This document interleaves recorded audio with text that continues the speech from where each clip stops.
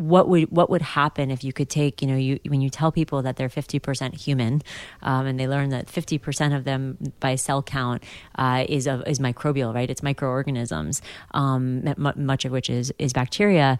You have a little bit of permission to be like, oh, and now that you have this whole new way of like thinking about yourselves, and this whole other half of you never even knew you needed to take care of. How could we use that to totally change the way you think and then make the decisions around whether or not you take that Advil, whether or not you eat more fiber that day, whether or not you actually go to sleep, because actually that sleep and stress have an impact on the microbial part of you, not just the human part of you.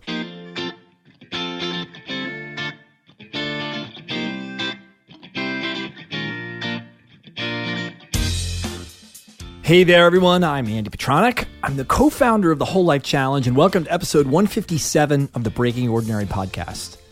This is a show about raising the bar, improving your life, transforming your health, fitness, and well-being, and shattering the status quo. My guests are people who have found the inner strength and confidence to lead from the front, to stand out, to be different, and to truly make a difference in the world of health, fitness, and well-being. Their stories will astound, inspire, and inform, and will help you generate ideas that spring you into action. Whew! I love saying all that because it's true. God, my guests constantly inspire me and keep me doing this because believe it or not, everybody thinks they want a podcast until they start actually doing a podcast. I mean, this is the only reason I know this is because this happened for me. I got the podcast. I realized how much work it was, and it stalled out, and it was very difficult to start. And then once I got it started, the logistics of doing it were somewhat overwhelming. It took a group of people to actually really get this thing going and off its feet. And it's a freaking lot of work. It is not something to, if you're going to do it well, it's not just a little easy thing that you can just pick up and do and, kind of record into your iPhone. So every time I have a conversation with someone new, it just reinvigorates me. And I love today's guests are no exception. They are their names are Ara Katz and Dhir. They're the co-founders of a company called Seed, and it's a company that is, this is directly from their website, that is pioneering the inquiry, application, and communication of microbiome science to improve human and planetary health.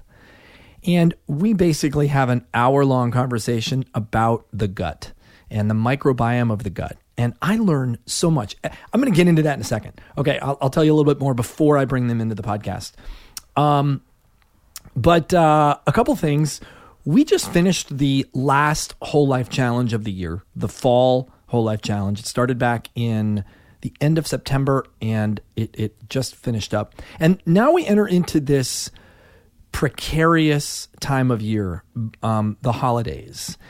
And it's an easy time to fall into, some people fall into oblivion and then need the first 3 weeks of the year and need that New Year's resolution and that push to kind of get back to where they were now.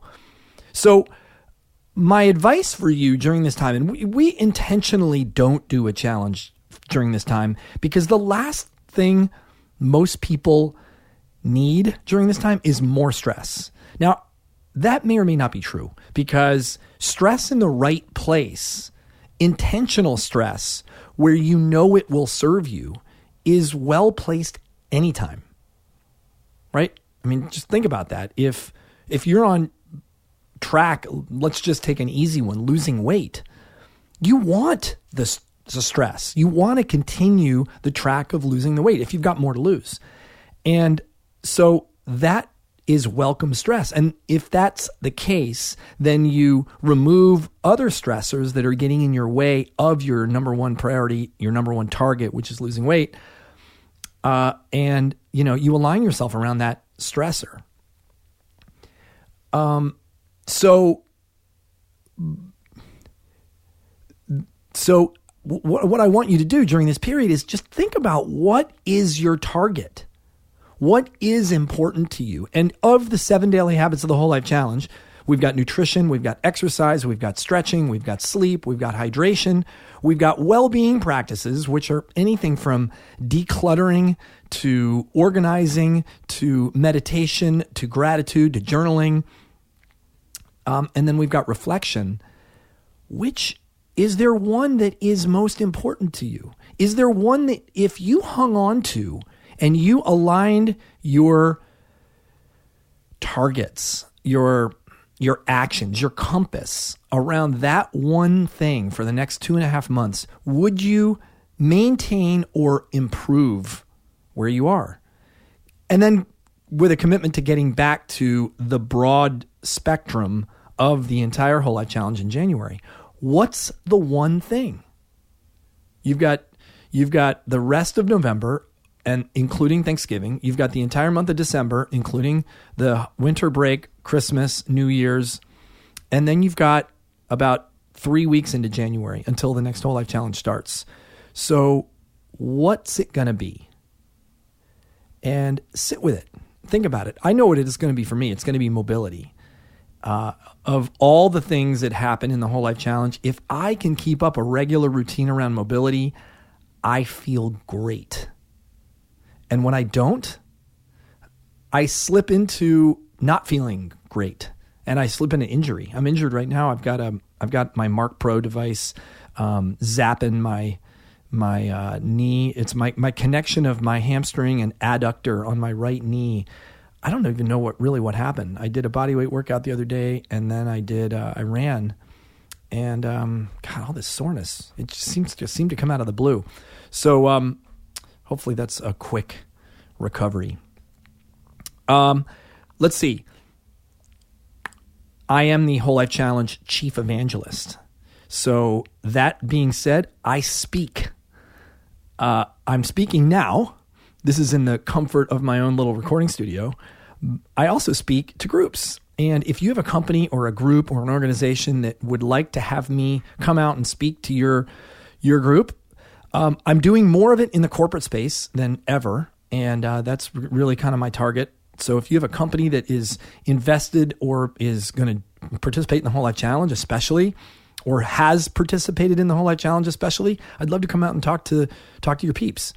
So send me an email at podcast@wholelifechallenge.com or support@wholelifechallenge.com and ask about how to do that, how to book it.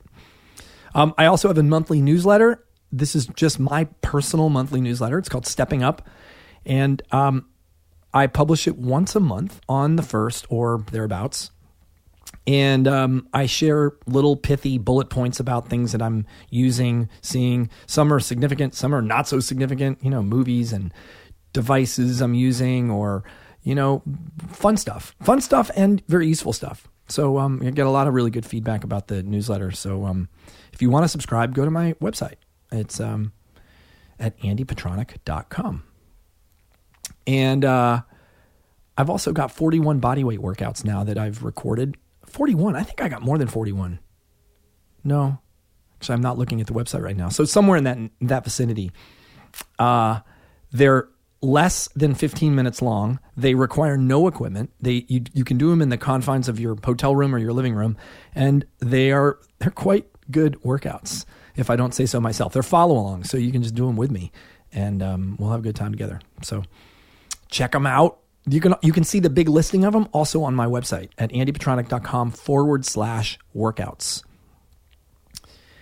And if you want to find me anywhere else, I'm basically at Andy Petronic. So follow me on Instagram, follow me on Facebook, follow me on Twitter. There you go. That's how to find me. Let's get right into what's going on with my guests today, Ara and Raja. So, they blew my mind more times during this podcast. Just the topic of the microbiome and the gut and the bacteria and just understanding some of the facts about your microbiome and how little we actually know about the microbiome. One of the things I wanted to share with you, and you'll hear us talking about this during the podcast, but have you ever heard your body compared to a donut? Okay, I got to explain. I'm not talking about the size of your body. I'm talking about literally the shape of not the shape like the roundness. You got to get that out of your head. But the idea that there's an outer part of you that is exposed to air, oxygen, and the outer environment. And then you have a hole. You have a donut hole that is essentially your entire digestive tract from your mouth down to your anus. And that was the beginning framework. Like, just think about that for a second. When you open your mouth and if you could open your anus, I guess you could have the other end of the donut hole, because that's your donut hole. The opening of your mouth and your anus are the each ends of the donut. It's a long, skinny, cylindrical donut. But so your digestive tract, if something goes through your digestive tract, it has never technically entered your body. I mean, that was mind-blowing to me. It still is mind-blowing to me. You know, like the poop that goes out your butt. We talk a lot about poop. If that bothers you, you probably shouldn't listen to this podcast.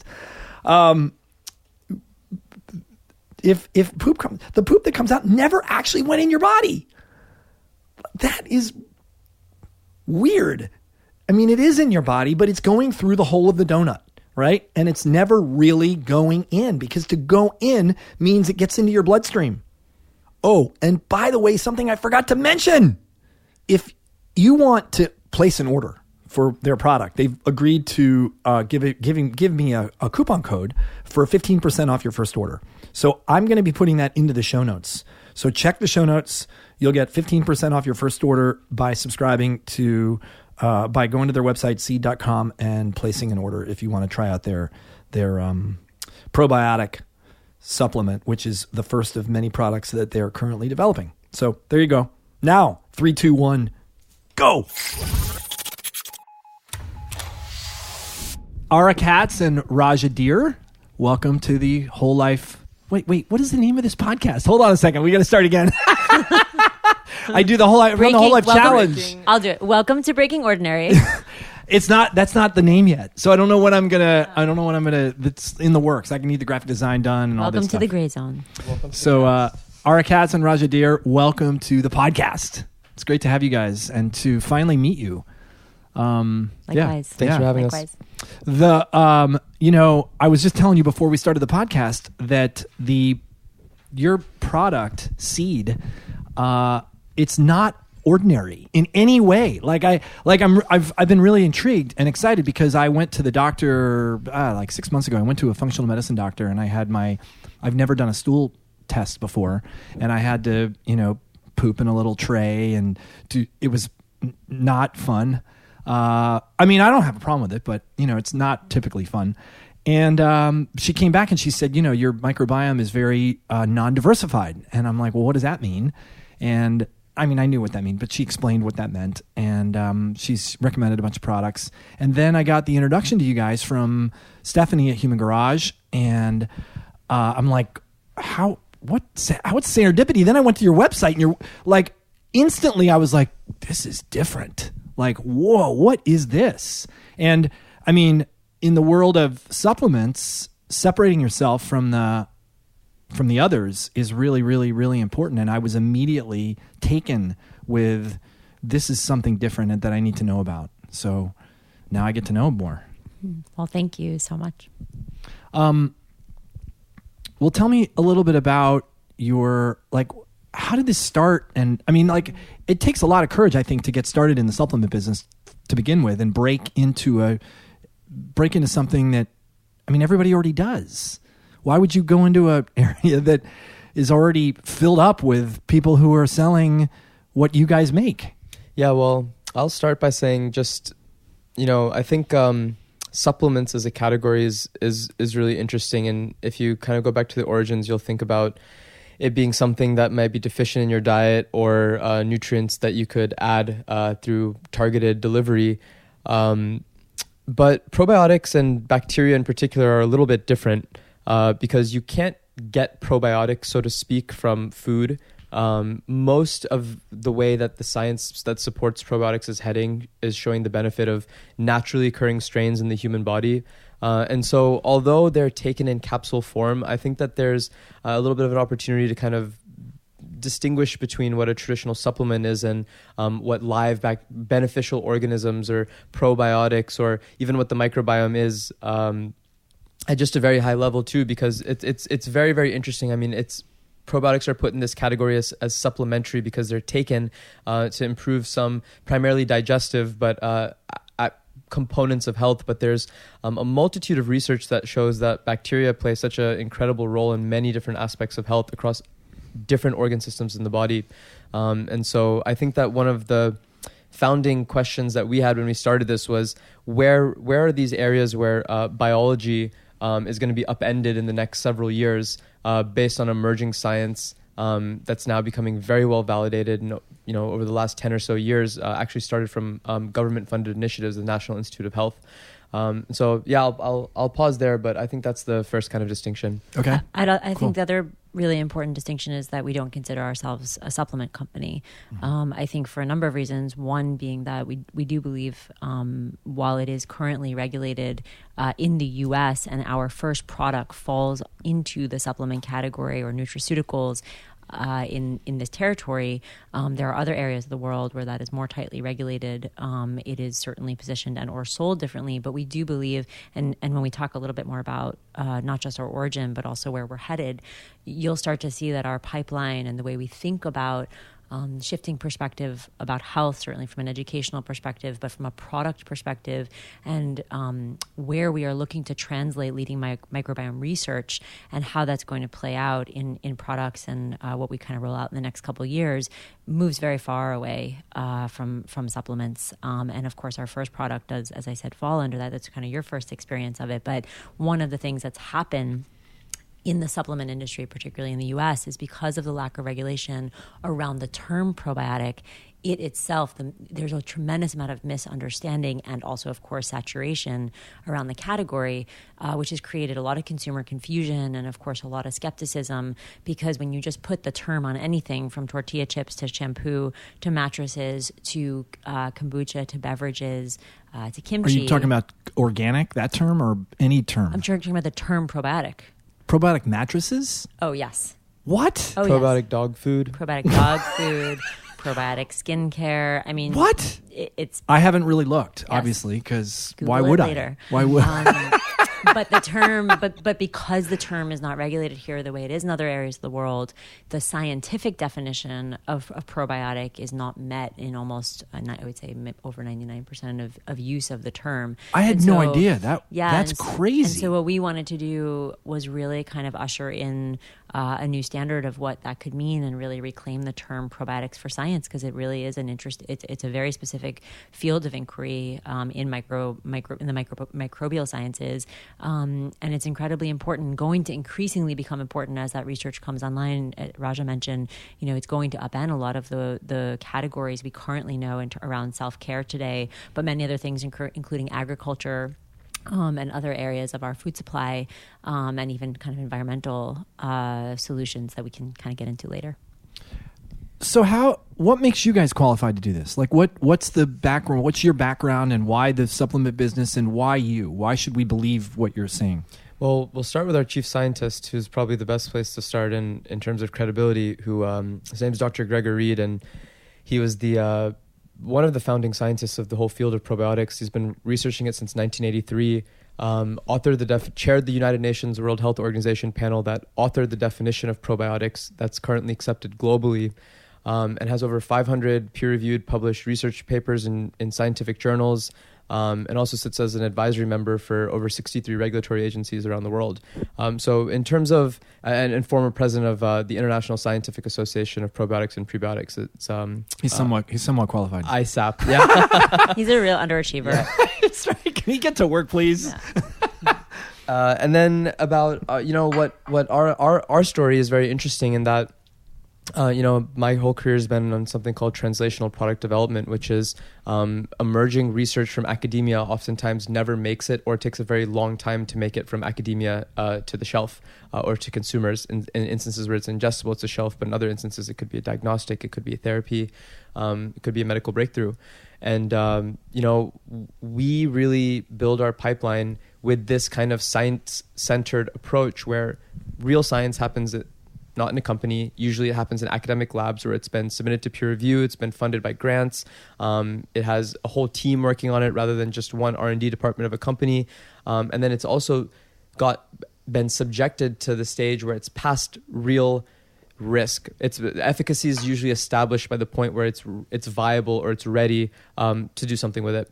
And so that's really my specialty as a translational product developer, is identifying and partnering with leading science and academic institutions to bring breakthroughs from the lab, and in some instances even from public and private corporations as well, and then find ways where we can expedite the path where we can bring that to market. And of course, Ara is probably one of the best people I know at taking science, translating it, taking any message really and translating it in a way that's engaging, where people can understand it and actually feel like they have a sense of comprehension, not just, what did I just read or what did I just hear, but connect with it on a very deep level, and then building a community where that stuff can resonate across a number of different areas, which as we get into our pipeline, you'll see why that's really important. And I would say one of the most important things about translation, of course, Raja owns the translation of science to product,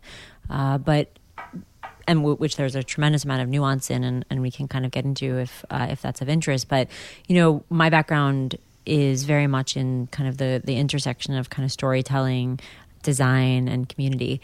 This will be my third company, and one of the things, certainly Seed was partially, like many good things, born out of an existential crisis, which is wanting to really wake up every day and know that you're making a tremendous impact. And I think one of the things that was always interesting and irked me about health, and I think especially with the rise of wellness and so many trends and fads and different diets, was there was this incredible gap between science and the products and information that is sold to us. Mm-hmm. And I think I always felt and never knew what my role would be in closing that gap.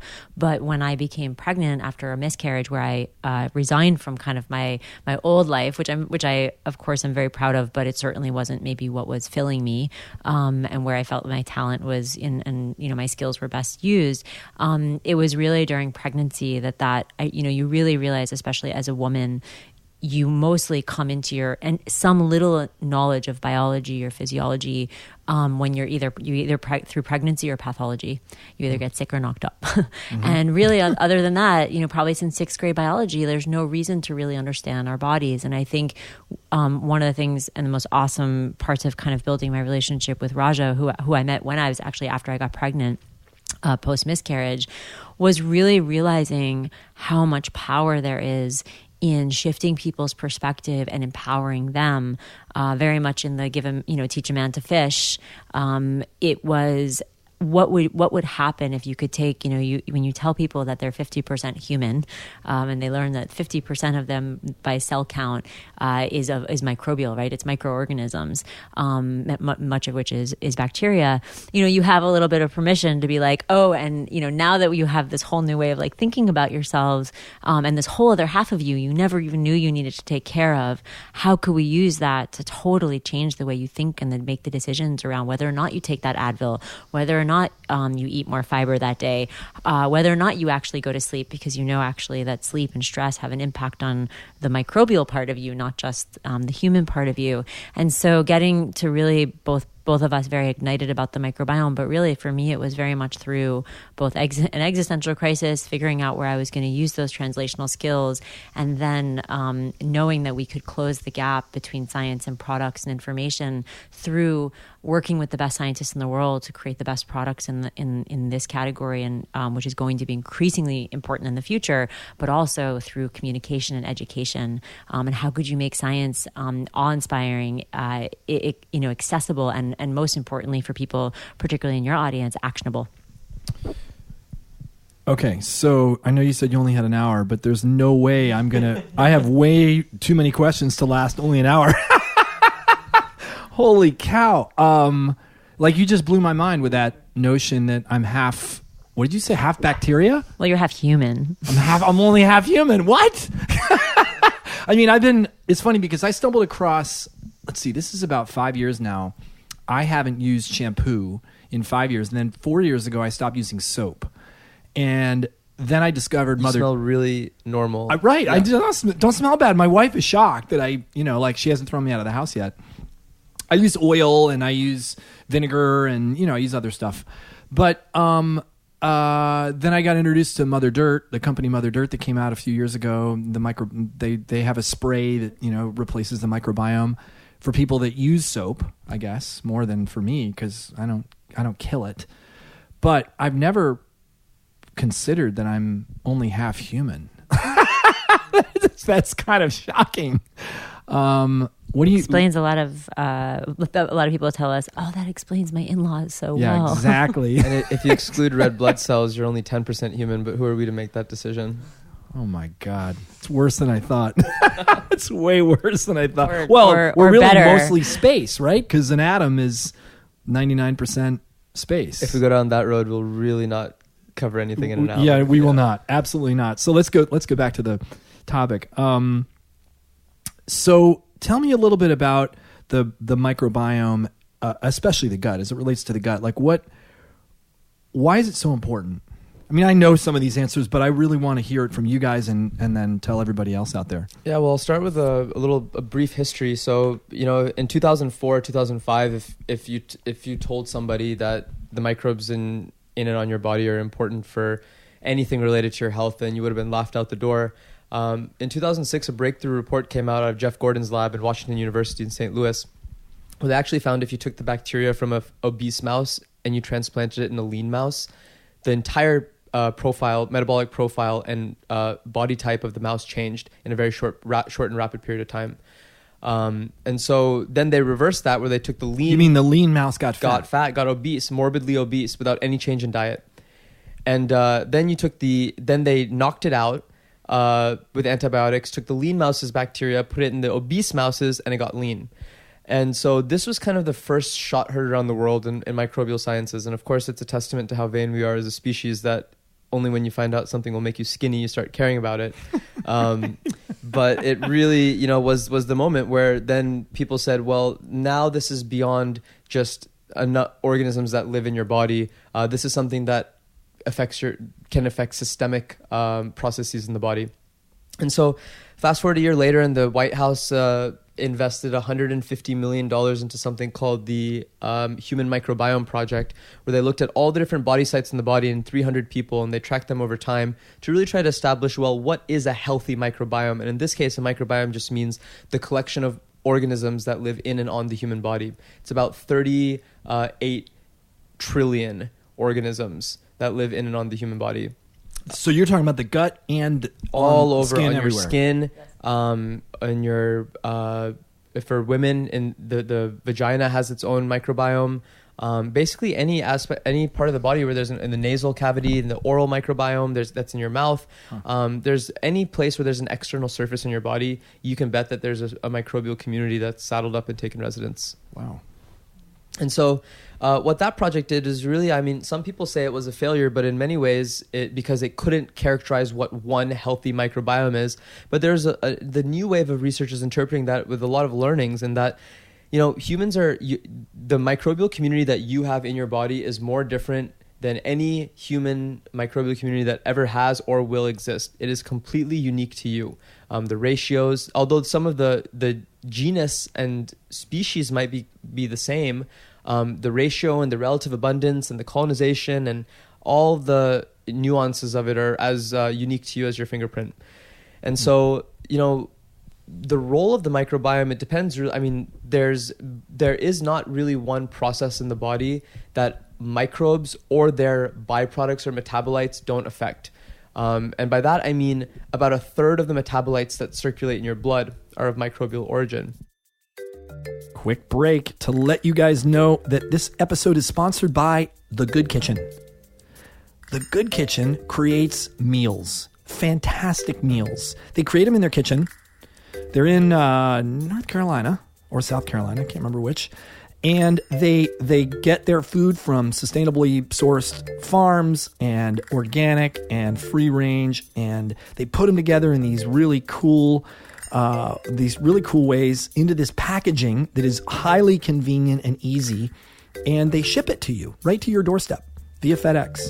Their meals are Whole Life Challenge compliant, they're paleo compliant, they have vegetarian meals. You can really select what you want, and you can get breakfasts, lunches, dinners, or the whole kit and caboodle. If you've never tried having meals delivered, even if it's just for lunches, which is one thing that I do, it just simplifies any decision-making process you need to go through in order to have food for whatever meal it is you're having. You don't have to think. It sits in your fridge, or you take it with you to work, you pop it in the microwave, and boom, you've got your food. So if you want to place an order and you've never done it before, you get 15% off your first order. Use the link, thegoodkitchen.com/WLC. thegoodkitchen.com/WLC. That's it. Let's get back to the show. When you say microbial, like, what does that mean? Are they just little bugs? Single-celled bacteria. Huh. Yep. Really? Yep. So they're the same kind of bugs that you try to kill when you get a bacterial infection and you take an antibiotic. Yeah, well, antibiotics do actually neutralize or kill off a lot of good bacteria as well. It might be worth noting too, just to kind of put it in context, kind of how they get there. Because one of the reasons, and it's a nice way to talk about the name of our company too, because the process of seeding is actually your first microbial exposure. For a very long time, and I guess it still even persists today, for a large amount of the kind of scientific medical community, the reason that there's the kind of controversy or horror around vaginal birth versus C-section is because it is of course believed, it has been believed for a very long time, that an infant's first microbial exposure comes from coming through the birth canal, through the mother's vaginal microbiome, and then of course there's skin and usually microbial exposure from fecal matter at birth. Scientists today, and now for a long time it was believed that the placenta was sterile and that there was no microbial exposure prior to birth. There are certainly there is research that is kind of suggesting otherwise, and that there is some other earlier microbial exposure, but a good mother load of it comes during birth. And if you think about it, that's kind of one thing Raj always says is kind of interesting. It's kind of like the software to the hardware.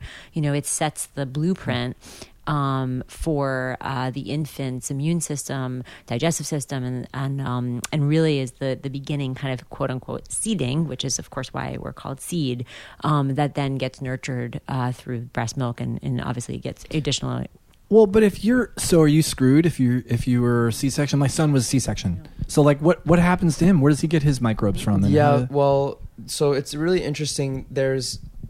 Depending on whether antibiotics were present and or breastfeeding occurred, you could recover almost completely from that, from a C-section. And so there's, but it's there. Since this field is so early, we're just starting to track the long-term effects of this. And so the only way to truly know is to wait and see 15, 20 years when these cohorts are now just being split up at time of birth, and longitudinal studies are now being formulated to see truly what effect that has on things like allergies and autoimmune conditions. And, there's a number of risk factors that are based in immunology that you could be at risk for if you don't have that properly developed microbiota in the early days of life. The good news is that if you do not use antibiotics and if you breastfeed, some research suggests that around 6 months' time, the microbiome converges. And so although it's dramatically different certainly for the first 2 weeks and up to the first 90 days, with breastfeeding, it can start converging to resemble a microbiome that was born through vaginal birth. And so I just want to emphasize it's very, very early. No one's screwed, or all that science refers to these as are just risk factors. Right. It's very sensationalized. And actually it's created a lot of shame for people who've had C-section children. And like to Raja's point, it's early. Yeah, right. I mean, my son seems fine. My wife only breastfed for, I don't know, 2 months. not very long. She had a lot of trouble with the whole process, and it was painful, and so she stopped. And I don't know. I mean, I wouldn't know that. I wouldn't know. I don't know. I don't know how he's going to be in 10 years. Hopefully, he's fine.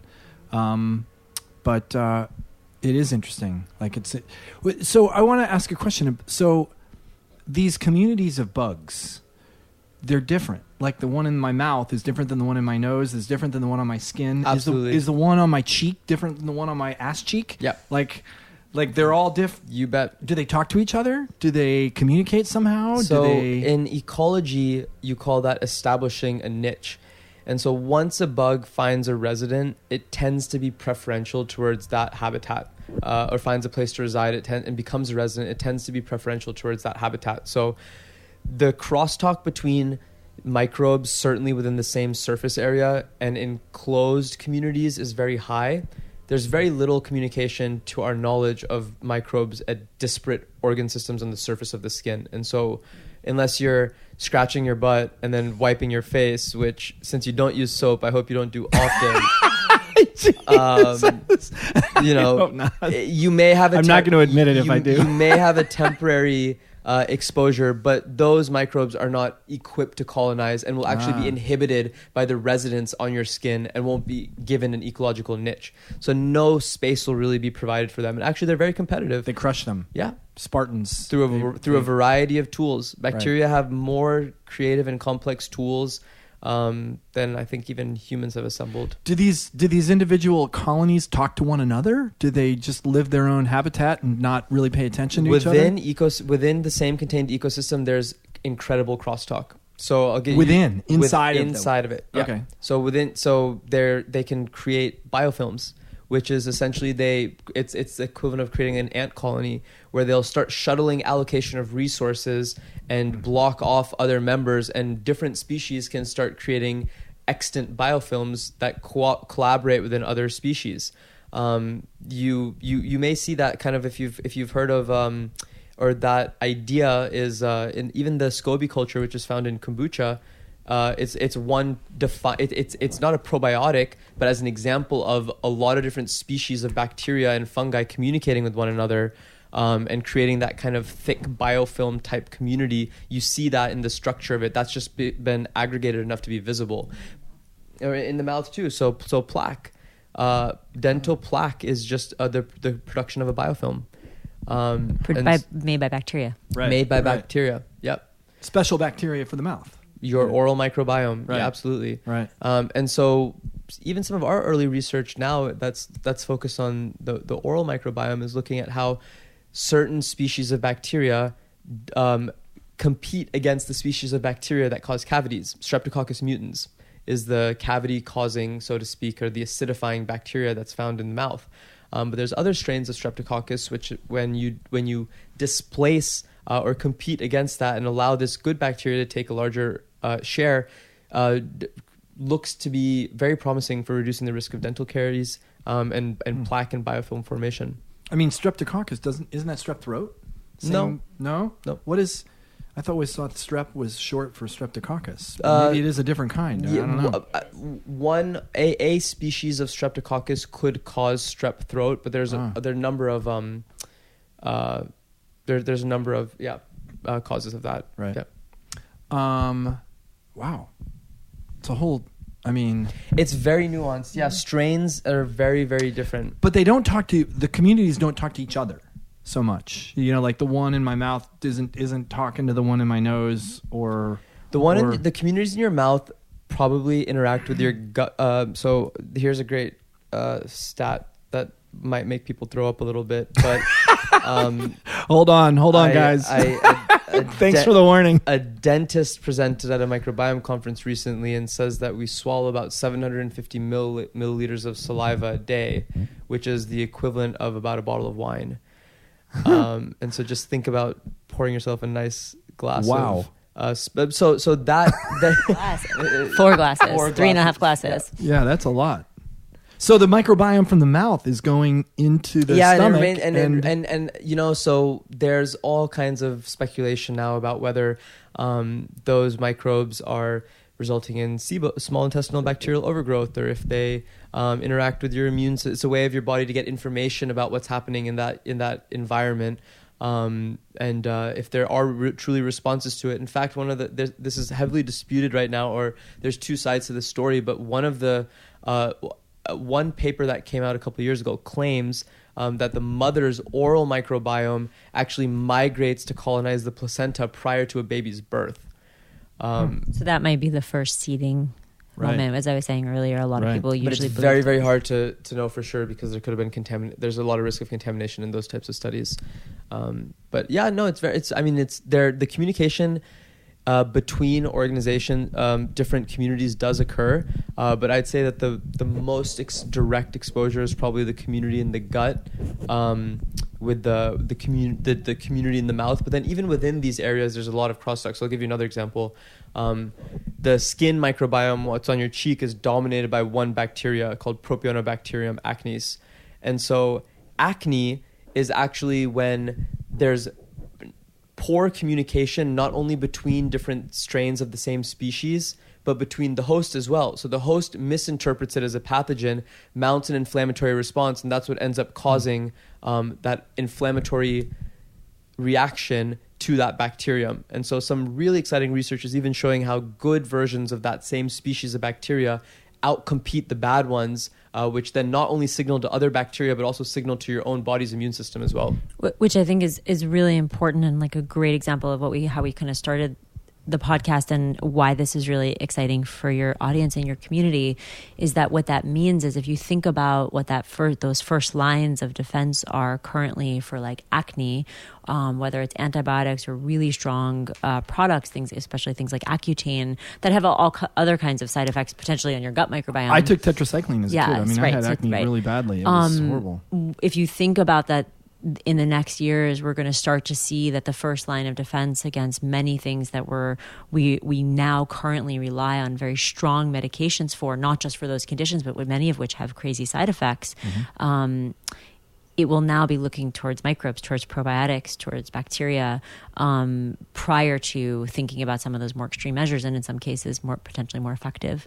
And so those are areas, everything from skincare to whether or not where even a lot of mental health is leading, where other areas where people kind of cardiovascular health, where people take statins. I mean, we're going to see so many of these areas of our health kind of upended by the research that's going to advance in fields or in conditions and pathologies where currently that very first line of defense is something that's a very strong medication that could have other impacts. And so I think that's partially what's so exciting about it. Another reason why we hopefully at the end of the podcast you'll conclude that we are not a supplement company. But it's delivered in a little capsule. Not all of our products, but the first one that you're taking. Yes, of course. Do you have more than one? Not out. I'm saying in our pipeline. Yeah. Gotcha. So let's bring it down into the gut. Also, I might add that an FMT is sometimes delivered in a capsule too. Wait, FMT. I think I should know what that is. A fecal transplant. Oh, yes. Great. I didn't know we'd get into that, but of course we're talking about the gut, so why would we not? What is the gut? The gut is, I think, one of the largest organ system in the body, and it comprises of a number of different tissues. You have the tissue. It's as a barrier to the external world. So I usually like to start answering the question of what is the gut with what is the human body, and the answer is the human body is a donut. And by that I mean the lining that goes from your mouth through your anus is an external surface, which is very strange to think about. Something has not entered... You're a two-holed organism, is what something it is in has biology. Not entered your body until it's crossed the gut barrier. The same way something that you apply on your skin has not entered your body until it passes the skin barrier. Pause just 1 second. My dog is going to go completely crazy. The mailman is here. So it's just... Here we go. On cue. Thanks, Bella. All right. You can go back to sleep now. All right. We're good. Thanks, Bella. Yeah, good girl. Very right. human I think- face on that dog. Yeah. Yeah. Very human-looking face. She's very scared of people generally, so that's why we keep her in the cage. She would get used to you guys. She'd probably be fine now, but I think she was most interested in the two-hold organism part. yes, totally. So good. Let's go back. Yeah, so let's go back to it. So, So wait. So your gut is an external surface. And despite you ingesting something, Yeah. that is still not entered into your circulatory system. So what is considered in your body is when something is entered through absorption or osmosis past those cells and has now entered into circulation, is the definition of inside of your body. So you can think about something that just passes straight through, for instance. It's why, your food that doesn't get absorbed and then comes out as fecal matter was never inside you at all. And Right. another cool way to Right. think about it, just to think about the extent of it, is that the surface area is about 2 tennis courts, and it's separated from the body with a wall that's about 1 cell thick, so like half a human hair. Huh. It's like the most delicate tissue paper, and yet it's very strong. And Yes. so here's, And unlike very important for your health. unlike your skin, it also has an additional function, which is not just as a barrier to keep substances out, but also it has to detect pathogens, and also it has to selectively absorb nutrients, and sometimes in microgram quantities from food. And so it's a highly sophisticated, calibrated, and tuned organ system that's primary responsibility is nutrient absorption and alert and defense. and a defense system to the body as well. So are you saying that because you can absorb some things through the skin, so there are other methods of getting stuff into the body? Sublingually and transdermally are methods of absorption into circulation, albeit very inefficient when compared to through the small intestines. Or That's just a whole. It's hard to picture what you're saying, but that's really. What do you mean it's a donut? Well, what can I say? One thing too that might really help. So one thing, because Raja made the great analogy that if you think about there's one track that goes from your mouth to your anus. Yep. So it never touches the inside of your body. That of course is it's literally one track. Yep. So it's exposed to the external world through the mouth. Yep. And through the anus.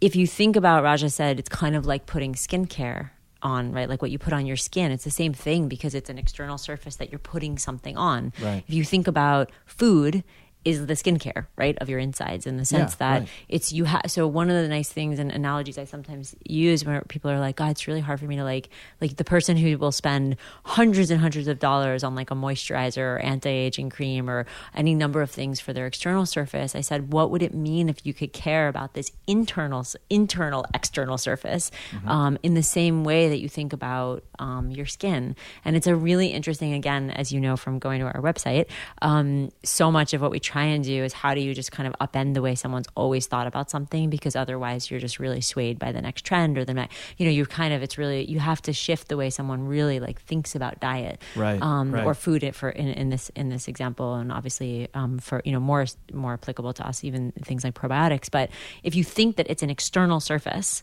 so food is literally the only thing that's whatever you put in your mouth is the only thing that it comes into contact with going through your system, and then it comes out the other end.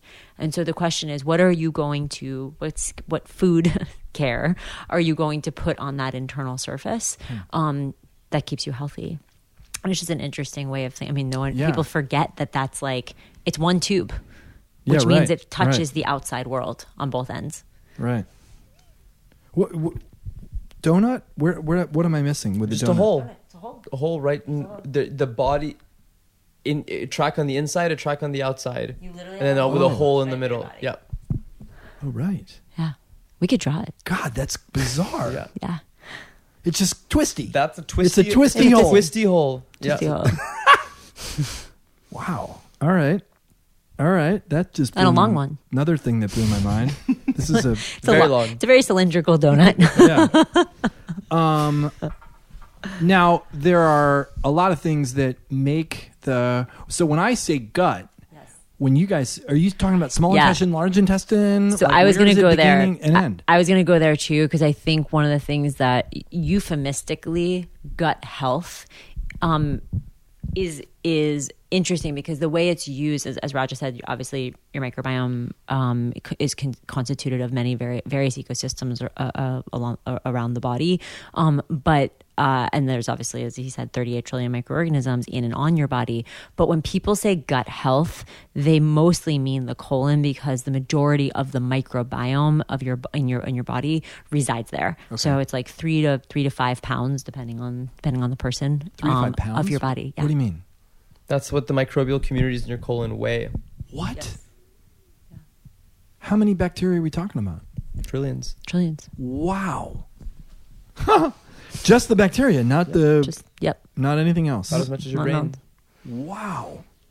Partially why it gets that the nickname, the second brain. I mean, there are other functional reasons, but yes. And people also call it the lost organ, because it weighs more than some of our actual organs.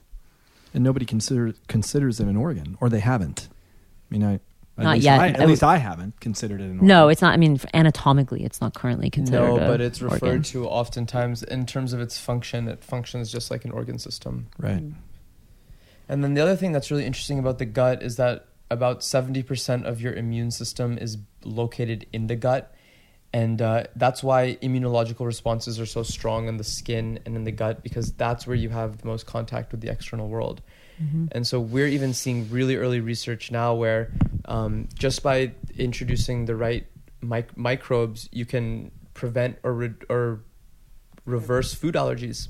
Mm. Because what happens is it programs your immune cells that then go pass through your gut into promote tolerance against a number of antigens. Atopic dermatitis, conditions that have these barrier conditions where there's something that's been affected by the immune system. It's a really exciting field in microbiome science right now, is looking at how taking advantage of this pathway, this immune system highway, if you will, can ripple out to a lot of different systems in the body. All right, guys, one more break. Listen, please share the podcast. Look, I want great guests. And the more people we got listening to this podcast, the greater guests I can get. It really, I can't do this on my own. I mean, I can share it on Instagram and I can share it on Facebook, but man, if let's just say 10 of you also did that, the number of people that start finding out about the podcast just grows exponentially. And that increases my leverage to be able to get better and better guests, and those better and better guests. And it's not that my guests are bad now, but it just makes the conversation easier. You know, like a person I've always wanted to have on the podcast is Brene Brown. I'm not big enough to have Brene Brown on the podcast, to even have enter into a conversation. Love to have Oprah Winfrey on the podcast too, but I'm not going to get those people given the listenership that we currently have. So you can help. If you want to just send a link to this one podcast if you're getting something out of it, to one person, great. If you want to share it on Facebook or Instagram, a link to it, that'd be great. Also, if you want to leave a review on iTunes, hopefully 5 stars, and then write something up about one of your favorite guests or one of your favorite episodes, that'd be awesome too. I could use the help. The world could use the help, because let's get this message out to more and more people, and it's fun. So that's it, guys. Let's get back to the show. Okay, so I mean, I'm I'm overwhelmed. I'm totally overwhelmed. How does this? First of all, is the microbiome referring to the whole thing? Is that what the microbiome is? So that's kind of where I was headed before, which is I think when people reference gut health, so there's the scientific answer to that, and there's the kind of euphemistic and kind of consumer health answer to that. Yep. Scientifically, no, the microbiome refers to the entire, actually scientifically it refers to the collection of genes expressed by the collection of microbes in and on your body. Okay. When people say microbiome, and because the majority resides in the gut has just kind of euphemistically been conflated with gut health and the microbiome. Yeah. Okay. So like Mother Dirt is, they're focused on a different microbiome, like the skin generally, but it's all the same part of the same system. They are focused on, I think it's more accurate to modify microbiome with the organ site that you're referring to. So yes, I would say that they're focused on the skin microbiome. Gotcha. Okay, gotcha. So what do let's go into probiotics and prebiotics, because I think that's what you guys are here to talk. I mean, you're here to talk about all of it, but that's your product.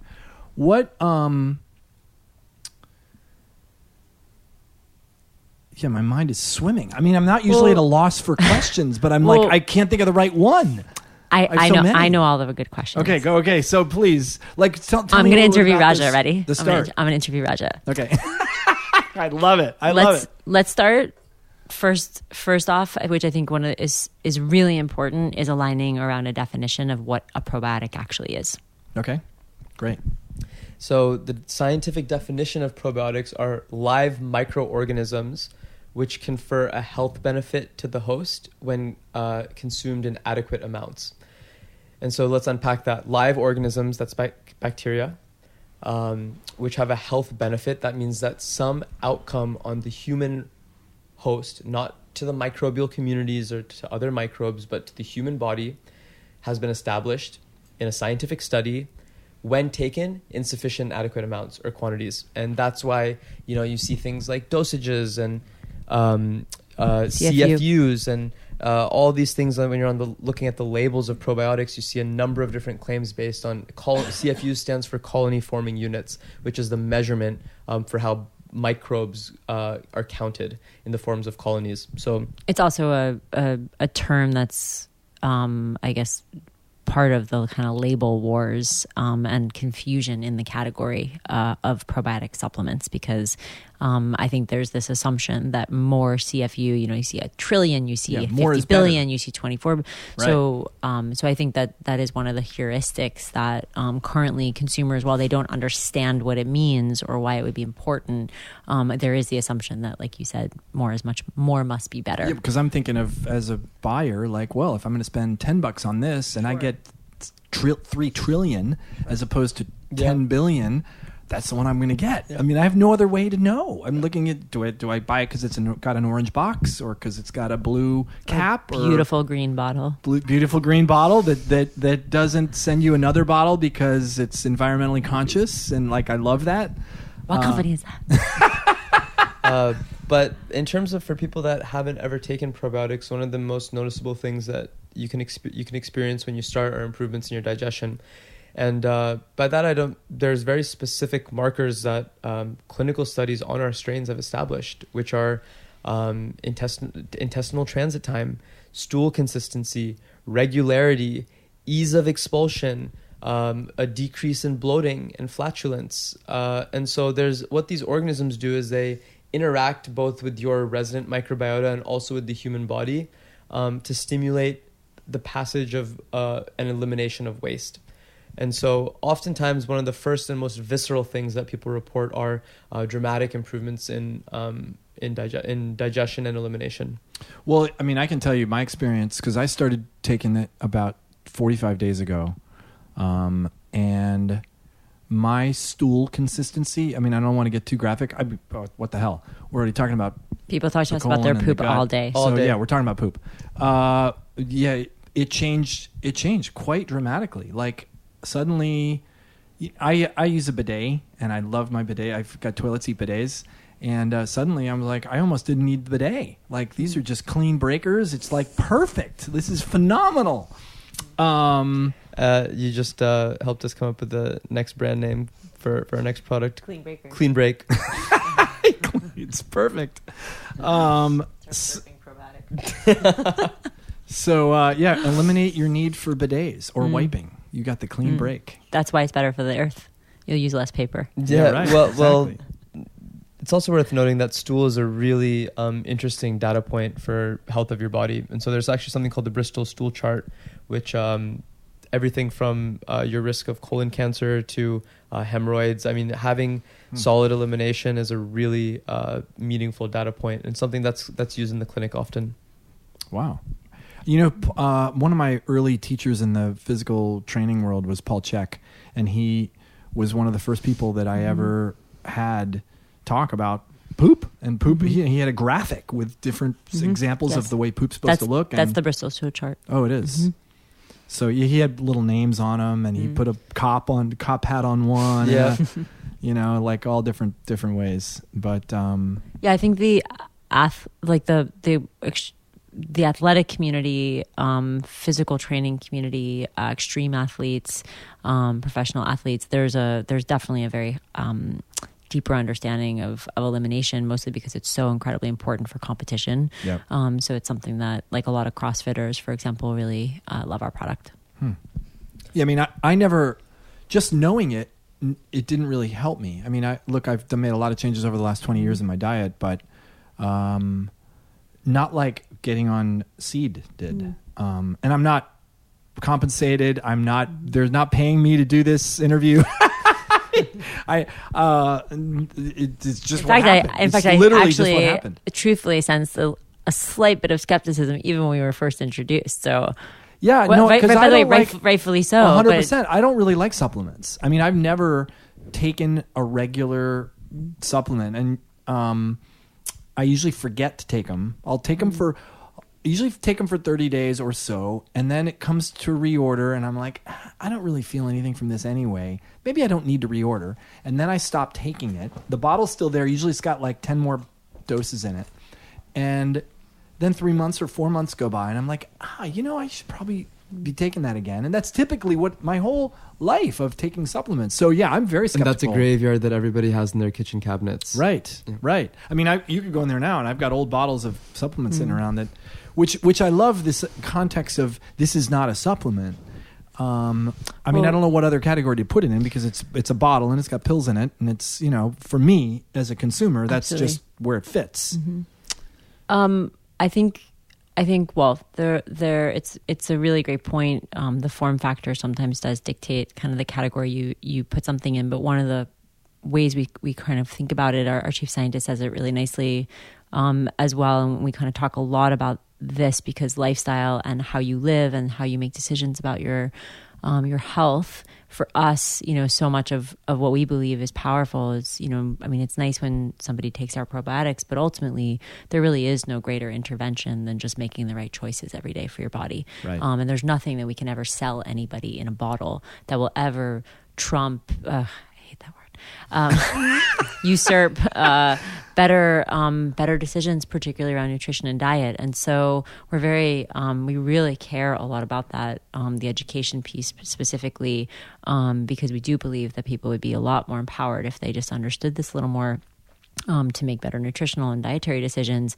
But one of the things that you could think about is that in the coming years, and even today, like taking microbes and administering microbes for a benefit in the human host in your body, as Raja said, the scientific definition states, is just another lever alongside diet and exercise and other lifestyle choices. And so we really believe that microbes and absolutely, if you look where the research is going, if you look at what's going to be happening in categories you already purchase from, other areas of the grocery store, of the pharmacy, behind the counter at the pharmacy, where drugs will move in the future, absolutely microbes are going to start to become an increasingly will certainly enter into your life in ways that you probably can't see now because you only know probiotics as like a supplement, or kind of a misunderstood as your kimchi or your kombucha, your yogurt.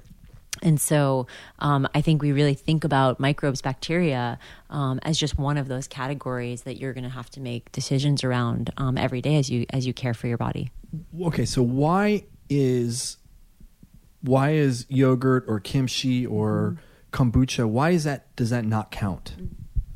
So technically, those are called, from a definitions perspective, fermented foods. Yes. Not probiotics. Yes. A probiotic is something that has a strain, usually of human origin, that's been studied to confer some physiological benefit to the human host. And those even vary from short-chain fatty acid production all the way up to cardiovascular health and reduction in LDL cholesterol, even, for instance.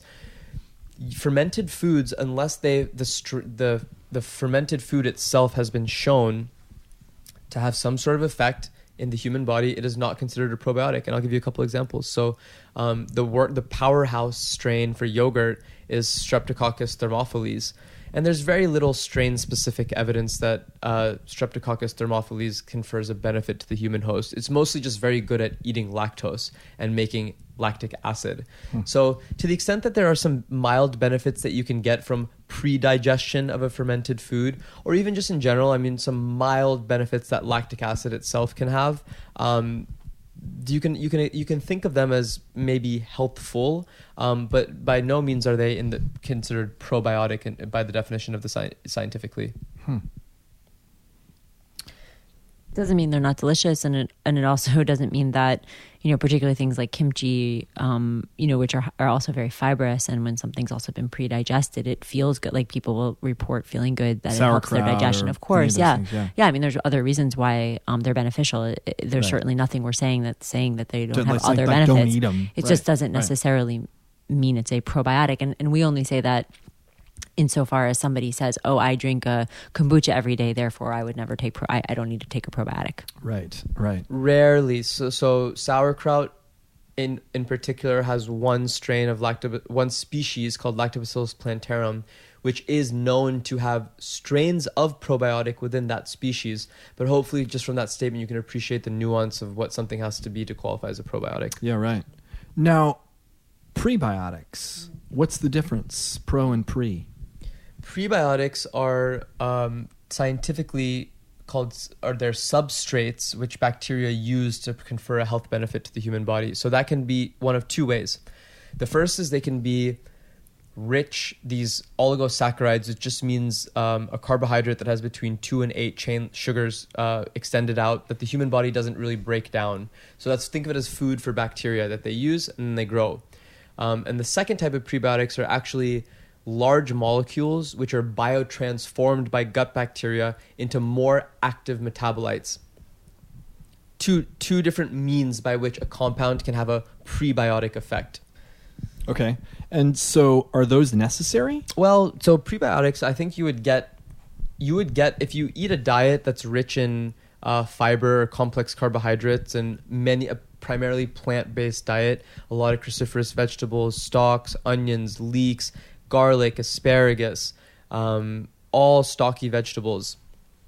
You'll get very, very fair quantities of oligosaccharides or prebiotic in the sense of specific enrichment of the overall microbial community. There's some instances where you can designer prebiotics or very specific, kind of substrates which work on specific bacteria, but it's early. That's for us. That's not a meaningful endpoint in and of itself. Sure, you can show an increase of species in your gut which are known to be good, but that's a little bit of correlative science at this stage, and there's no clinical utility, so to speak, in ingesting specific prebiotics which have that type of effect. What we're most interested in are the second type of prebiotics, which are compounds which are rare and dispersed very widely and hard to find and accumulate in the food supply, but that gut bacteria do something to them to create new compounds or smaller versions that are broken down from those compounds, which have really specific and very unique and exciting effects and benefits in the human body. So I'll give you one example. The prebiotic that we have in our formulation, we have a couple, but one of them came from the skin of the pomegranate plant, and it's standardized for a molecule called punicalagin. And gut bacteria actually biotransform these polyphenol-rich punicalagins into a metabolite called urolithin A. And that's used in every cell in the body to clear out decaying mitochondria. And so this is a very new and exciting field of mechanistic science where you can start seeing how specific compounds from diet interact with your gut microbiome and produce metabolites that can then have a lot of downstream effects in different types of cells across the body.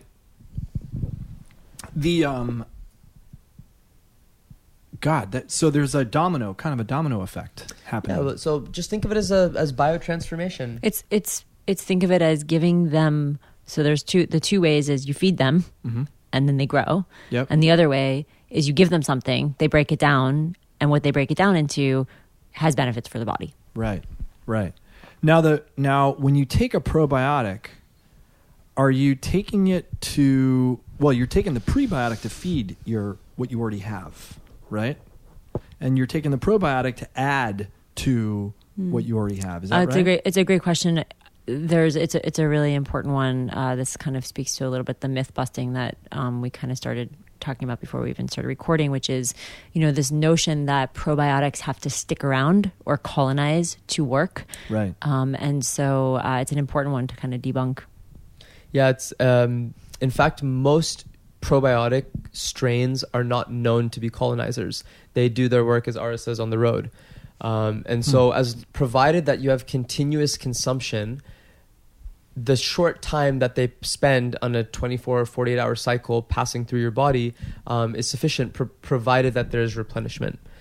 It's unclear whether to add or to change the microbiome is a completely different area called microbiome modulation, and there's a lot more work that has to be done to know whether that modulation is a good thing. What are you replacing or displacing? What other organisms have taken higher relative abundance of that community? What have you knocked out that maybe perhaps was providing a compound or a metabolite that other microbes were using within that complex community? And so it's microbiome modulation is a little bit more of a tricky subject. So that's not something you guys are doing. No, that's not something any probiotic. That's a misunderstanding I've had. Yeah, I was about to say that first of all, it would make our lives a hell of a lot easier if it worked, and if we could just say, look, you're missing some of the good stuff, we just put it back. Any probiotics that are using words like restore, rebalance, it's inaccurate. Well, okay, so let me ask you a question then, because my doctor that said I had a low diversity in my gut, like, I'm thinking that I'm going to take probiotics, and that's going to give me this good stuff, and the good stuff's going to take residency and pitch a tent and they hang out, and now it's going to be there and it's going to be done. That's not true? No, it doesn't work like that. In some instances, if you have a low relative abundance, for instance, of lactobacilli as a genus, or bifidobacterium, which is probably on the readout that you're referring to, what the organisms are referred to traditionally as the good guys, which are found in probiotics. In some instances, you could increase the relative abundance of those, but it's unclear whether that's the organisms you're consuming or whether you're resulting in changes or the production of the environment of the microbiome that allows your existing levels to go back up. That's just relative abundance. And by the way, that changes in every 48-hour cycle. So if you go back in 2 or 3 days later, you could get a completely different readout. So should I not pay any attention to that? Think about it as a data point on a dashboard. Okay. If I wouldn't be fearful of having low relative abundance of any particular genera because I don't think that science has established what that means yet. And that's just correlation science at the moment. So if I go back and do another test, which my plan is to go back in like February or March and do another test, I mean, would that be the same as going back and doing a test today? Just a random snapshot of what it is at that moment? Well, there's short-term changes and then there's ecosystem changes. And so certainly with changes in diet, lifestyle factors, nutrition, sometimes the consumption of specific organisms, in prebiotics in particular, you can skew and move the overall ecosystem and transform it. I guess there's intraday variation and then there's interday variation. And intraday variation, or within a short couple periods of time, is mostly just a response to the last couple meals that you had. Right. And elimination. Yeah, right. But then there is, I think, over time you can start tracking these trend lines. But again, these are all kind of things that are very, very early stage, where people, in many ways, the scientific community is very critical of companies that try to analyze and overvalue the diagnostic utility of this information today. We just don't know enough to make those types of conclusions. So how is it that we as a human species got where we are without taking probiotics? Like, how did we do it 1,000 years ago or 500 years ago? Or well, I'll start by saying that it's estimated that our Paleolithic ancestors consumed between 100 and 150 grams of fiber a day.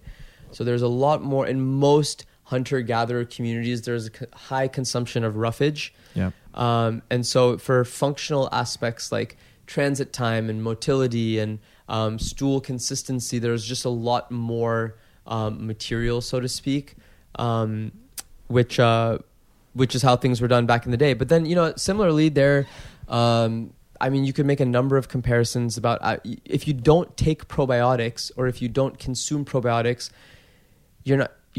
it's not clear that your risk of all-cause mortality will increase.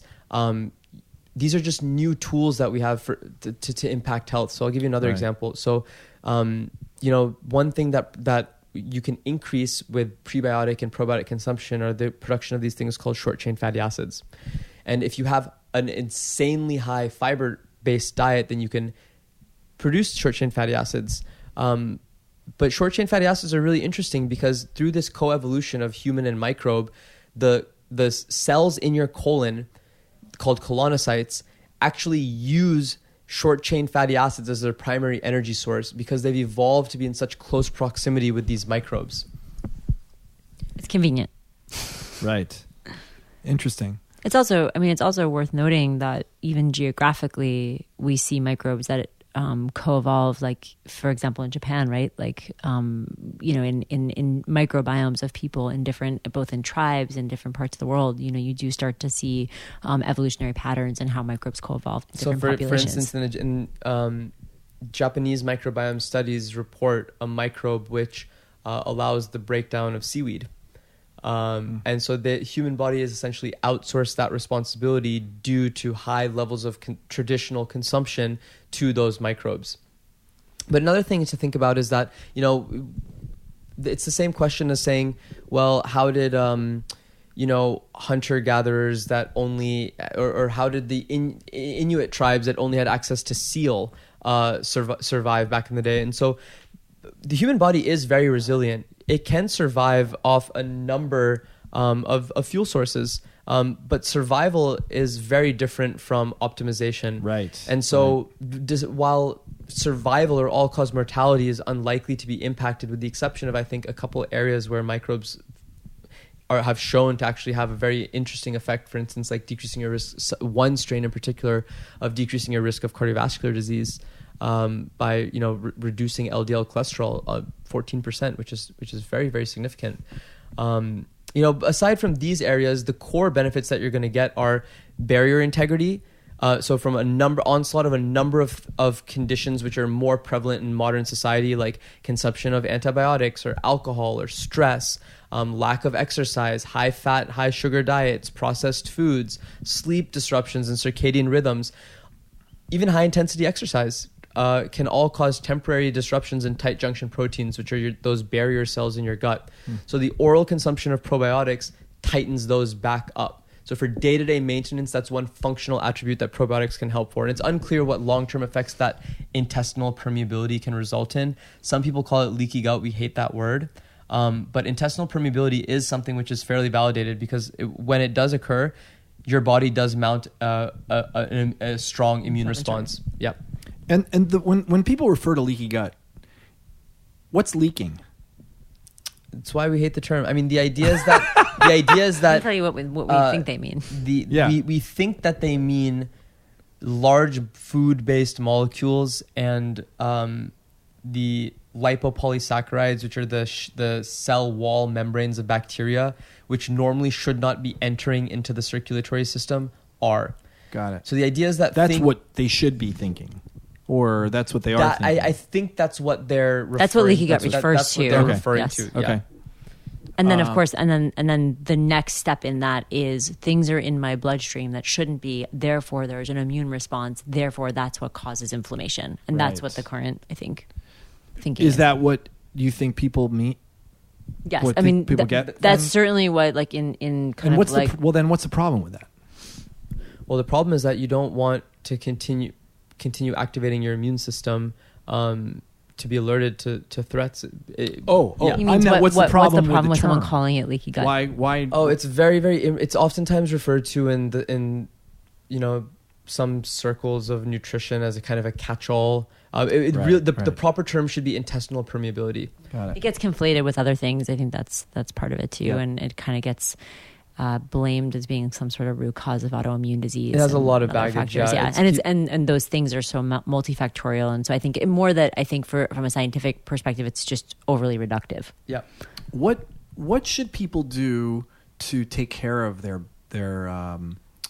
microbiome? Like what do you see that's common that they're doing that's actually either hurting it, harming it, destroying it, without any supplements? So the most interesting study that emerged this year tracked thousands of patients, and it was actually part of the Human Microbiome Project Part 2. And it looked at diet, and people that ate less than 10 in terms of different types of plants, less than 10 had a low diversity of the microbiome. A day? A week. A week. Okay. Yeah. Compared to people that had over 30 different types, had the most kind of resilient or diverse by alpha diversity, beta diversity. There's a number of scores that you can use to measure the richness and evenness of the microbiome. And so that was really counterintuitive. I mean, because you'd think that, we break food down into macronutrients, and then people break it down even further into, okay, well, as long as you're just eating plants or vegetables, and then there are categories that fall within that. And then if you layer those two things together, that's currently how we look at our food system. Mm-hmm. But this idea that, diversity, even within these different groups, had a very significant trend line towards microbiome diversity. And so that's the first one, is just, for people in particular that are creatures of habit that eat the same thing every morning, just try to switch it up. And switch it up from a plant perspective. Yes. From a plant-based perspective, yeah. And when you say plants, do you mean vegetables or fruits, or do they both do as much? Yeah, so fruits that with high sugar content have other health risks as well. You don't want to continue spiking blood glucose levels in that way. And so ideally look for low fructose or low sugar. And high fiber. Right. Same with vegetables. Yeah. Yes. Like a beet is going to have a much bigger impact on your blood sugar levels. Yeah, but I don't think we should demonize beet in moderation. I wasn't trying to demonize. No. As an example.